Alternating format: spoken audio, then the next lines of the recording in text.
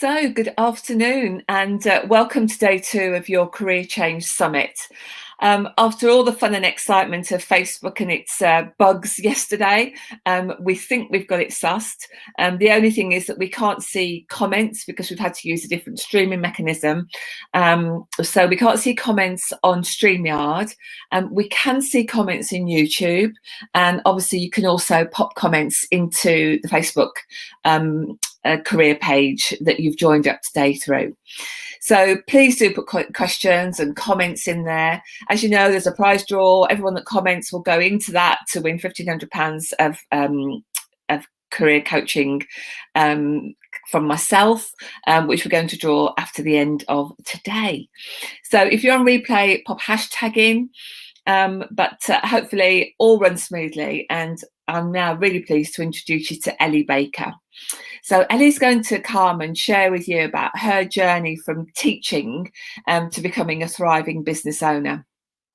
And she's got 2 different businesses that she's going to talk to you about. And she's an award-winning franchisor for children's languages and music classes. And she's also a coach for supporting teachers who want to build a career beyond teaching, but potentially obviously using their same skills. So Ellie's got a wealth of experience and advice to share. And so please, I'll hand you over so you can enjoy listening to her inspirational story. Welcome her in. Hi, Ellie. Hi, Denise. Thank you so much for having me, and hello to everyone who's joining us today. Right. Okay, so I should be able to share my screen. So hello, everybody. So I'm Ellie Baker. I'm an exit strategy coach for teachers. So I help teachers who want to leave the teaching profession come up with their exit strategy, as the name may suggest, in the form of an online business. In 2013, I left a 10-year teaching career to found my company, which is called Bilinguasing, a languages through music franchise, which we now have 17 franchise members in our network throughout the UK, and 1 actually in France as well. So fast forward to 2018, and I decided to also branch out and help other teachers not only identify if they wanted to be part of my franchise, but also to see if there are other options that they wanted to explore and how I could help them transition themselves out of the classroom and into a business that they wanted to create for themselves. So my journey has been, it started in 2000 as a language teaching assistant in Avignon in France. I did a languages degree. I had a little stint after that in as a sales rep in the pharmaceutical industry, and I soon realized that the corporate world was not really for me. I didn't really fit that mold, which made me go back to my experience of teaching in France, and I studied a PGCE in languages, French and Spanish. I became head of Spanish in a sort of medium-sized comprehensive school in near Leeds in 2006, and then moved down south, and I decided that I was really fed up of the exams factory of secondary school and wanted to have a go at teaching younger years. So I went into primary eventually. And then I had my own baby, my first child in 2012. But you could almost say that I gave birth to 2 babies that year, because that's when I had my inspired idea to create my own business, which is known today as Bilinguasing. And I help other people do the same today. So in this presentation, which I hope will take 20 to 25 minutes, I'm going to talk to you a little bit about why coaching is a great catalyst for changing your career, how that can help you if you have some ideas or uncertainties about what you want to do next. I'm also going to talk about my perspective as a franchisor. Bilinguasing is the name of my franchise business, but there are lots of other franchise networks out there that you could consider. So you have the benefit of perhaps working for yourself, but with a support network, and not be employed as such anymore. So you have much more control over what you do, your schedule, when you want to take holidays and all that kind of thing. So if you're watching this and you're not a teacher, by the way, I'm pretty sure that there'll be lots of interesting things in this presentation that will give you some food for thought as well. And indeed, many of my franchisees are non-teachers, as in they've become teachers through my business, but they were never teachers before. They've come from different backgrounds as well as teaching backgrounds. So I'm going to answer the question as well. Can you do this in your spare time? Could you start a business whilst in full-time or part-time employment, whether that be joining a franchise network or creating your own business? And the answer to that is yes. That's how most people do transition from an employed position into self-employed work. And is it for you? You might be thinking, is self-employment for me, or is an employed route the best way forward for me? So over the course of these slides I'm going to talk you through, I want you to learn how coaching can help you get unstuck and be a catalyst for change, and how it can also be really good fun just to explore your ideas and explore all the gems that you've got inside you, things that you could use and skills, experiences that you have inside you already that could actually be amazing business ideas. I'm going to talk to you a bit about my business, Bilinguasing, and how that in itself could be a business opportunity if you are a linguist or a language teacher, if you maybe have a good grasp of a language and you really enjoy learning a language. You don't need to be completely fluent or proficient in a language in order to join my network. But it might also spark off some ideas for you to research franchising as a possible route in general. So if languages are not for you, hopefully you'll still learn a little bit about franchise structures and how that works. So I just want to introduce you to a few members of my team here. So here we are collecting our award in 2018, which we won for being the best music and performing arts activity for children, which was a really proud moment there. And as you can see here, we put a lot of fun into our work. We love what we do. And I'm proud to say that our franchisees come from all different walks of life. They're not purely teachers, but they all have a shared and common passion to put all of their life experience and their language skills to good use to help others, which really sort of connects us all, really. So what are the top five problems that I hear when teachers come to me for coaching or to talk about joining my franchise network? These are the sorts of things that I'm hearing a lot of the time, and it may relate to you as a non-teacher as well. So things that they come to me to say are, my partner thinks I'm a nightmare to be around during term time. This is a big one. After a day at school, I'm too exhausted to be fully present for my own children. We've spent so much time looking after other children that we don't have time for our own, or we feel that we're not present for them. I feel that whatever I do, I'm not good enough. So there's never an end to that cycle of, that was okay, but you need to do better. That, you feel like you're never quite attaining a level where you feel you ought to be, or that other people think you ought to be. I dream of doing something else with my languages or with your skills, but I don't have the time or energy to explore my options. That's the classic chicken and egg scenario, isn't it? We're stuck in a job. We're working 50, 60, even 80-hour weeks. So even though deep down you wish you could explore other options, we just don't have the time to do that, because we're so busy and so exhausted. If that is a familiar feeling to you, then please do drop a comment. If you're watching on YouTube, you can do that. Maybe you feel like you're stuck in a hamster wheel and you think, I just don't know how to get off. I just got to keep going, and I don't have time to think. All I do is run around. And I want you to know that it's really not your fault. This is just the way that so many careers are set up to be, especially teaching. I'm talking quite specifically about teaching today, but you may recognize this in your own role if you're not a teacher. Now, certainly in teaching, the gap between the control that we can have over what we do and accountability is just too wide. There's a huge amount of accountability on teachers, but we have very little control over the results that we're supposed to be creating compared to other professions. So when we get a huge gap between accountability and control, what that results in more often than not is stress, anxiety, and often that leads down, a really difficult path of often depression, time off sick while we try and just recover and get to grips eventually with just having to go back and face it all again, get back on that hamster wheel. So many people come to me at that point, but I much prefer people to come to me before they get to that point. But quite often people do come to me at the point where they are actually taking time out because they are too stressed to be at work. So what do teachers often try, hoping it will resolve the problem? So whether you're a teacher or in another role, what these may well resonate with you. So you might think, right, if I go for a promotion, this will get me out of my current situation into something new, and I won't be on that treadmill so much. I won't be sort of, you know, in terms of teaching, it does usually, a promotion does reduce your actual teaching contact time. So some teachers do go for that option, thinking, well, you know, it's going to challenge me a little bit, but at least I won't be teaching so much.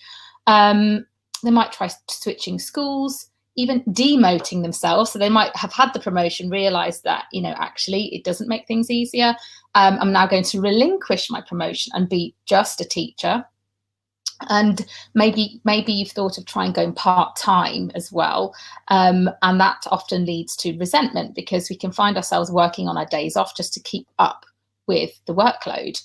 And you might have also tried things like meditation, yoga, and well-being practices, which I'm a huge advocate for. But then you resent the activities that you're trying to get to because you're rushing to them, and you just haven't got time for the commute, or maybe when you get home you just don't have the motivation to do them, and then you start feeling bad about that as well as everything else. So these are things that people often come to me with. So what was it that made me change? Well, it was, as I said earlier, I had my first child, and I just was not prepared to have to put something else before my baby girl. That fear of having to put somebody else's agenda before my own child, and what that, you know, the compromise that I would have to make there, that was just a non-negotiable for me. I just knew it was something I had to do. I had to break out of it, and I knew that if I didn't, I would end up on this long path of, you know, maybe ending up feeling, you know, very regretful that I didn't break away from it. So I did find myself at this sort of crossroads where it's like, right, I can carry on, or I need to make a change. Unfortunately, having a young baby did present me with the opportunity to see another way. I was taking my little girl to all these different classes. I know, Denise, you are a class leader yourself. For young children, that's something you one of the many hats you wear, Denise. Well, I was in this world suddenly. I had a huge busy schedule for my little girl. We were doing baby swimming, baby yoga, baby music, baby dancing, baby gym. There was so much going on that I just didn't realize this world existed. So a little idea just came to me one day. I thought, oh, what, you know, there's no bilingual class for children. There's no languages for children.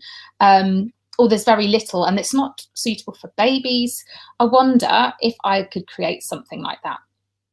So I did. I just thought, well, I'll give it a go. What's the worst that can happen? So I did a little bit of retraining and became in baby yoga, just so that I felt comfortable and confident in teaching mums how to interact with their babies. And we added in bilingual nursery rhymes, and it really took off. So it was just a seed of an idea that I started in my local area, took off, and I could see instantly that there was a potential to license this idea in other local areas. So today, as I said earlier, we have now 17 of these different franchises all doing this idea that I created back in 2013.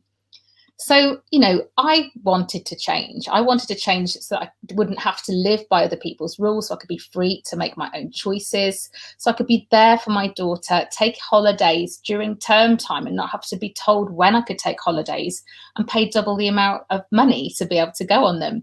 I wanted to wake up in the morning excited about the day ahead rather than with a knot in my stomach like I used to have. So that led to Bilinguasing for me. Now, what if you're thinking, okay, Ellie, you know, I like this idea about franchising. But what's in it for me? Why wouldn't I just go off and create something myself like you did? Why would I want to go and join forces with a franchised brand? One of the reasons that people do come to me and to other franchisors to be part of a network is because it's like having a business in a box. It's like someone says to you, right, I've done all the creation, I've created the systems, I've learned how to market it, I've learned how to deliver the product and the service, and it's taken time and effort and getting it wrong a lot of the time before getting it right. And now I've created this, you know, we've got a brand that's out there that people recognize, and that is a huge amount of value that they can give to you at a cost, but usually that cost it's an investment, but it will pay. The idea with an investment is that it will pay you back very quickly, compared to if you were starting up alone and having to create all of these things from scratch yourself. So franchise networks and license networks typically have high success rates as well. So what that means is, when we look at anecdotal data about business success rates, anecdotally they say that maybe 1 in 5 business startups will succeed. I think that figure is improving. Now I think it's becoming easier to start a business now that there's so many opportunities online as well, which means startup costs are lower, which means success rates are perhaps a bit higher. But anecdotally, it's the reverse with a franchise. So it's something like 4 out of 5 franchise businesses will succeed. So there's a much higher success rate. So you've got sort of safety in numbers, I suppose. The other thing is that, the higher success rate is definitely a thing, but also it's important if you are looking into a franchise network and you think, I would like to run children's classes. Maybe you like music, or maybe you like maths, or maybe you, there are so many franchises out there. I couldn't even begin to go through the different, pretty much every sector's covered. It could be gardening, it could be fixing computers, it could be anything. So you could do a bit of research around the hobbies and interests that you have, but you need to make sure that, number one, that you fall in love with their unique idea. There's something really unique and special, whether it be the brand, the way they do things, something special about what they do that makes it different to other people. You want to see that, this variety and flexibility and choice. And usually people go into franchising because they have the best of both. The supportive network and the flexibility to work, the hours that they choose. The other thing is that it's a proven success path. So there's much more certainty for people who want to join a franchise network than if you wanted to go it alone. That's anecdotal, and I think it really depends on the person behind the business idea, to be honest. But anecdotally, a proven success path is more likely to be successful again, if you duplicate that. So you want to make sure that, there's a good supportive network there, and that you're part of that team. So for people who really value community, connection, and a sense of belonging, a franchise network could be, perfect for you. If you want to feel that, you're still going to get that personal growth, but you're contributing to a bigger picture, a bigger organization, a bigger, mission, then franchising could definitely be for you. The other thing about franchising is that the franchisor would typically sit down with you and work out, what are your goals? What are your financial goals? How many hours do you want to work a week?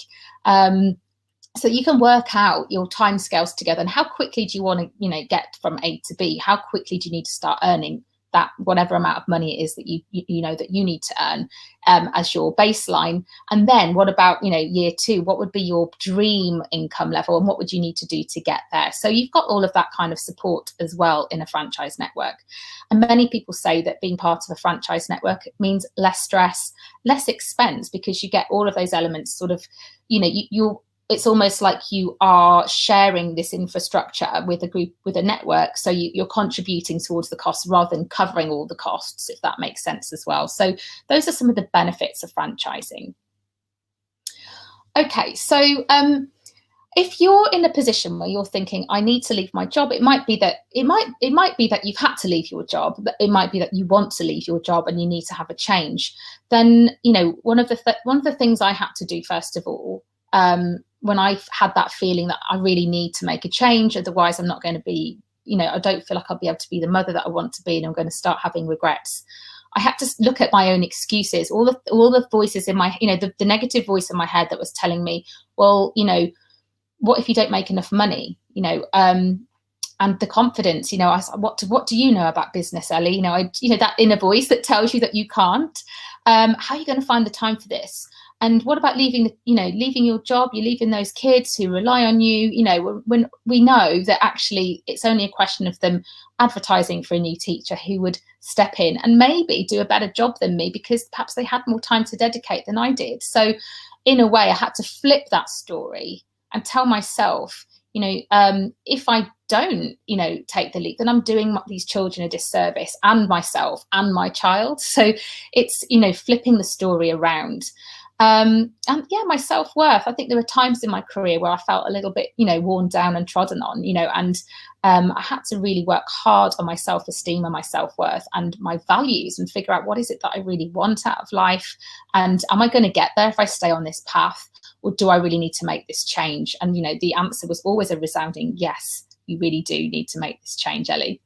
So coaching, I'm fortunate enough to have grown up with a bit of a superhero dad. His name's Terry. He's a best-selling author and a coach. And I was very fortunate that I had those tools, and I was equipped with them kind of naturally, because as a child I was brought up in, I guess, a coaching environment. I had a dad who coached me around all of my difficulties, the teenage woes, the confidence issues when I had presentations I had to deliver in school and I would be nervous, all sorts of things. And it introduced me to some really, really powerful concepts. And I think I was a Tony Robbins fan by the time I was 15, things I perhaps took for granted, but on reflection as an adult, I was able to sort of self-coach, and I had those skills to be able to really, identify my values and really unpick my negative thinking habits, because we all have them. And I'm sure Denise will agree with me, that doesn't go away. We just get better at dealing with it. And the thing that helped me deal with that was coaching, for sure. So, coaching is definitely a catalyst for change. And I still use coaches today. I have a number of coaches that I work with to help me up level, to help me get over certain blocks, to help me become a better version of myself, and help my coachees, the people that I support, my clients as well. So it's something that I knew was a powerful thing. So when I was, so before the pandemic in 2018, around about then, I found myself on the phone to another potential franchisee who was a linguist, a languages teacher, and I just realized that there are loads of recurring themes here, particularly with teachers. The issues that they face, it doesn't matter whether they're a linguist or not, whether they're teaching languages, history, whether it's secondary, primary, all the themes were the same. And it kind of I had a light bulb moment one day where I was on the phone talking about my franchise as a potential exit strategy for this languages teacher. And I thought, this is a real problem. The teaching profession is in a bit of a crisis here, and this can't continue because it just can't. It's not sustainable. And actually, Ellie, why am I not I'd find myself helping these teachers even if they weren't a good fit for my franchise, just because I felt for them. I'd been in their shoes, and I realized there and then that I had another calling besides my own language franchise, and that was to help teachers find their way forward, who were at a point in their lives where they felt totally, utterly stuck, and they couldn't see the woods for the trees. So in 2018, that's when I began my coaching business and my coaching training journey. And I'm really pleased to say that today I'm still going strong with that. And it's just one of the best things that I do. So, okay. So if you are somebody who needs to pause and take stock, you want to feel there are other options out there for you, you want to learn about a teaching system perhaps that removes the accountability control gap, or you want to see that there's something else that you could do with your skills, whether you be a teacher or a languages teacher or none of those things, then I really do recommend coaching as a catalyst for change. And it may be that I'm not the right coach for you, but there are other coaches out there that could be absolutely really worth reaching out to help you make that decision. And similarly, it may be worth looking into the franchise route as well, identifying what those passions are, what your skill set is, what things you love doing. And could you imagine doing something that you loved so much that it didn't feel like work? Because that can be done. It's something that I'm living and doing, and I'm helping other people to do too. So that's it from me today. So that just leaves me really with one quote that I'd like to leave you with. If you don't have a plan for yourself, someone else will fit you into theirs. Now, when I first heard that quote, it had a profound effect on me. And I thought, am I in control here? Or is someone else noticing that I'm sort of drifting along and I'm letting myself be pushed along someone else's current and fitting into someone else's plans? Or am I going to stop, pause, reflect and think, well, hang on a minute, is this what I really want for myself and for my future? Okay, so thank you very much, Denise. I think I am done there. Has anyone got any questions? Denise, do you have any questions?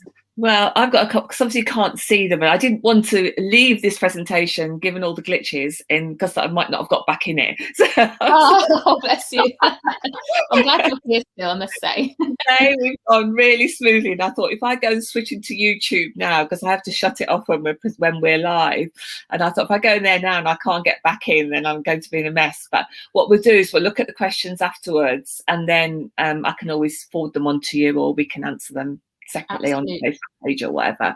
Really interesting and fascinating as well. I don't think I'd actually realised until this week that you know, it wasn't just teachers that came into your franchise, and you said it's from many backgrounds. Yeah, that's right. Yeah, whilst on one hand my coaching business is purely for teachers, the franchise network we've actually had some really great success stories from ladies who've come from, you know, from corporate backgrounds as well, that have very different skills to bring. But, you know, that melting pot of skills and backgrounds has made a very rich, you know, and diverse network. So it's, you know, and I've learned from them too. You know, this is a very organic process, really. You know, yes, I'm, you know, from a teaching background and I can coach, but equally some of these ladies have come from, you know, brought their corporate career skills, you know, to the business too. So that's one of the, you know, one of the great things about a franchise network, that, you know, we all, you know, bounce off each other, which is amazing.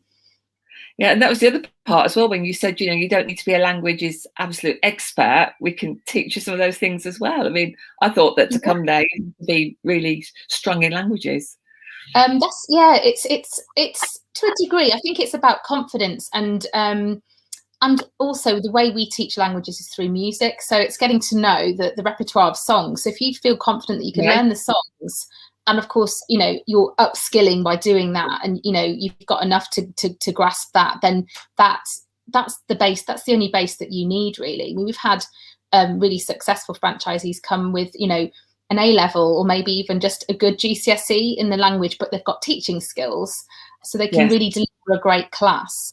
And they've worked on their Spanish, let's say, through learning the songs and through maybe just doing a little bit of, you know, Spanish evening class. But they've done such a great job of the delivery, and also they are in the mind of the learner, because they are, you know, we're all still learners. We're all of us, absolutely. We're still learning our craft. Every day I learn something new.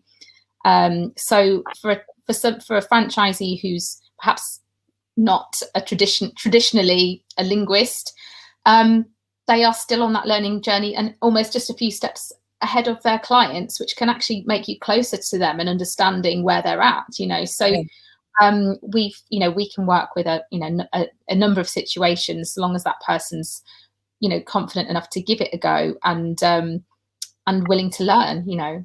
Yeah, brilliant. Okay. And so for you, you know, because you've had this, I mean, really, it's sort of like a flowing journey from, it seems to have flown really well from one part to another.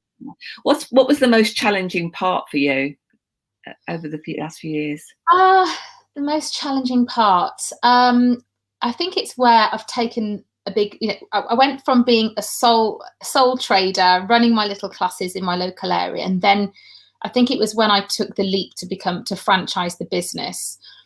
Had to learn a huge amount about franchising, had to learn a lot about the legalities. I had to suddenly expand my team to, you know, to be able to do this properly.